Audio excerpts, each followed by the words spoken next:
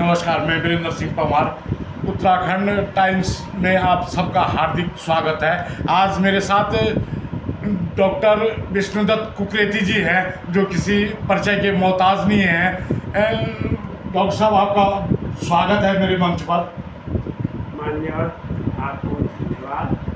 आपने याद किया जी, आपका हृदय से स्वागत होगा।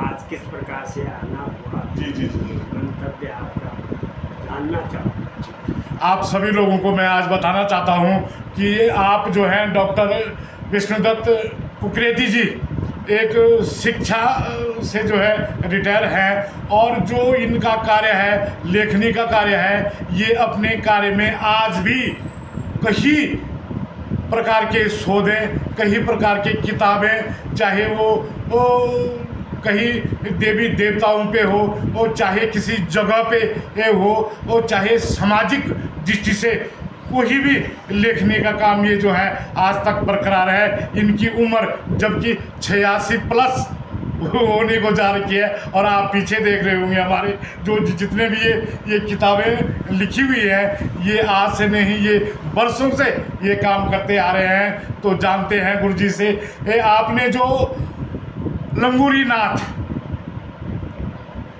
पे जो किताब लिखी है, इसके बारे में थोड़ा सा मैं गुरु जी से जानना चाहूँगा। धन्यवाद। जी जी जी, आपने बहुत प्राचीन बात उजागर कर दी जी जी जी, कि हम उसी को मानते हैं, किंतु उससे संबंधित बातों को भूल गए सारे लोग। हमारी संस्कृति मान्यवर उत्तराखंड में ही नहीं, देश में ही नहीं, बल्कि विदेशों में भी इसका प्रचार और प्रसार।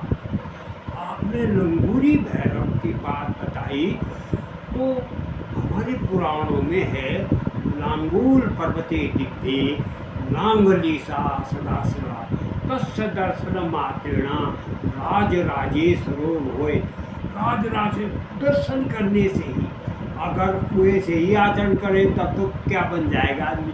तो लंगूरी भैरव जो है नांगली सदाशिव हैं।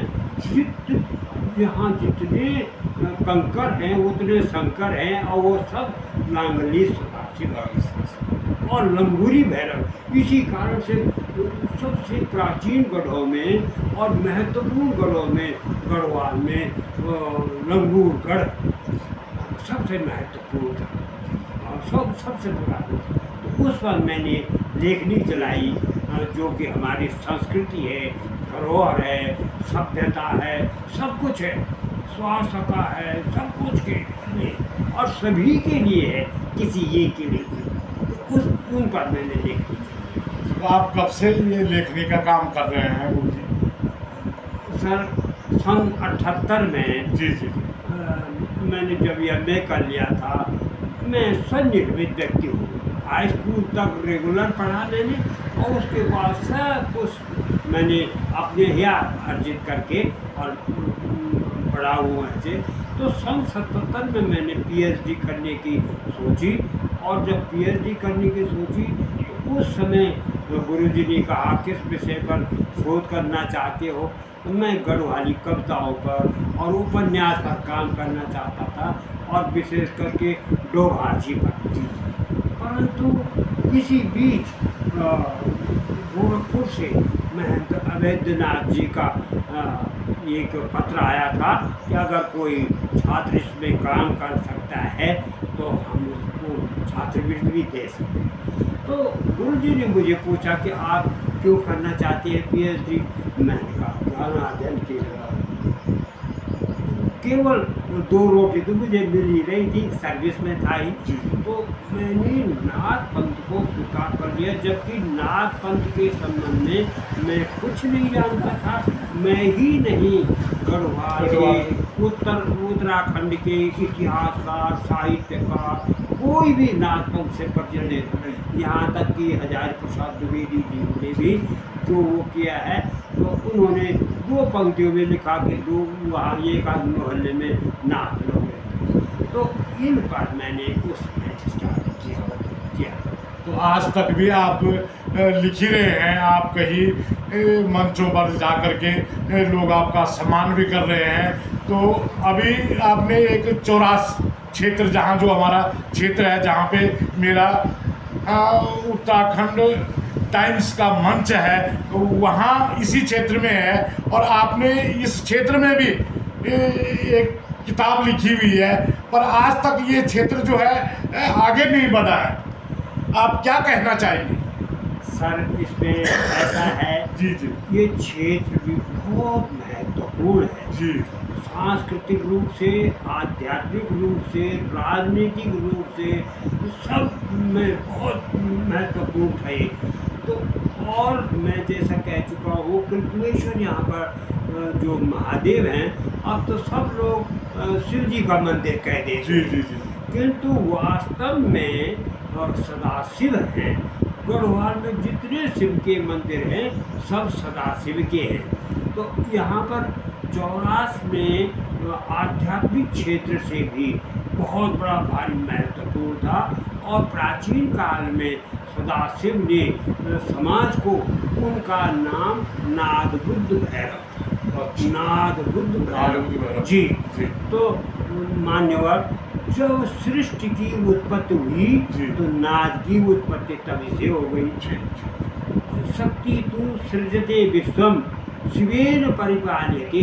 तो शक्ति ही इस सृष्टि की उत्पत्ति करती है। तो ये समन्वय यहाँ पर है।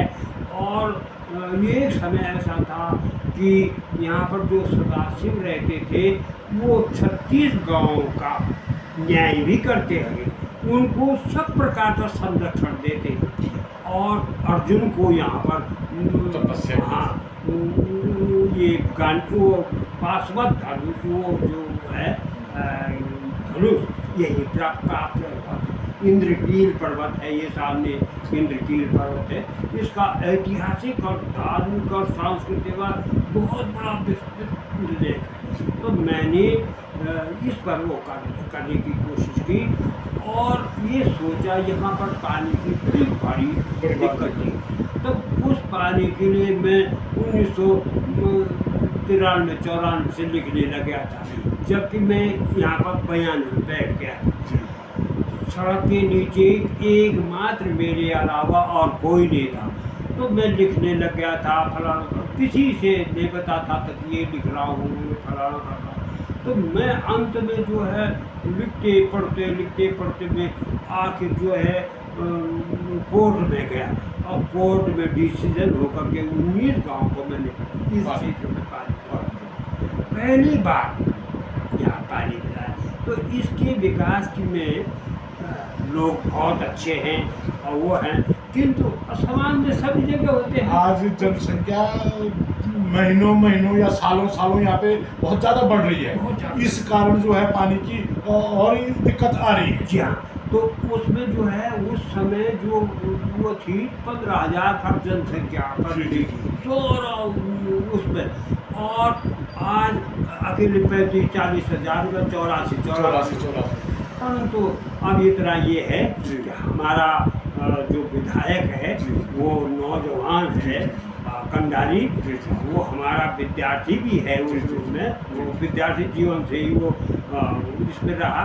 वो उनके प्रयास से, और मान्यवर वो प्रयास तो करें, किंतु जनता का सबसे बड़ा प्रयास होना चाहिए।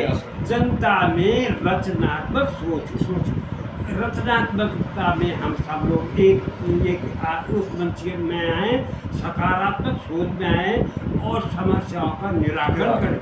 और प्रत्येक आदमी यहाँ पर जो है सब सक्षम में अच्छा काम कर दे। ये एक आदमी एक तो 84 का विकास होता है।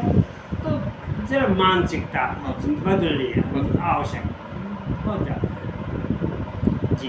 तो आपने देखा होगा आज मेरे मंच पे डॉक्टर विष्णुदत्त कुकरेती जी अपने जो इनकी शैक्षिकता से लेकर और लेखनी से लेकर और जो विकास के बारे में इन्होंने लिखा या संघर्ष किया, आपने सुना होगा। तो बहुत बहुत धन्यवाद है गुरु जी आपका, आप हमारे मंच पे आए।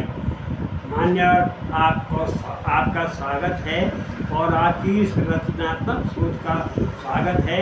यान्यस्माकं सुचरितानि तयोपास्यानि नो हितराणि। मेरे अंदर आपने जो अच्छाई देखी हो उसको ही ग्रहण कीजिए, उसको ही समाज को कर दीजिए, मेरी बुराइयों को मेरे पास। किंतु इतना जरूर निवेदन है आपसे भी कि इस क्षेत्र की जनता में सकारात्मक सोच आए, रचनात्मक सोच आए। जनप्रतिनिधियों से हम प्रत्येक काम करवा सकते हैं अगर हमारी ऐसी सोच है। और अपने स्वार्थ तो सबके टकराते हैं, किंतु स्वार्थ में ज़्यादा लिप्त न हो। हम स्वार्थ में लिप्त न होकर के क्षेत्र के स्वार्थ के लिए लिप्त होंगे तो निश्चित रूप से हुआ है। जी जी जी ये तो ठीक है गुरु जी। तो ये चौरास उभरता चौरास का जो मैंने रूप दिया है और लोगों की सहायता ली है, इसकी प्रति मैं आपको भेंट करता हुआ ये मेरा सौभाग्य है। बहुत बहुत धन्यवाद है गुरु जी आपका। तो ठीक है दोस्तों, कैसा लगा आपको? नमस्कार, प्रणाम।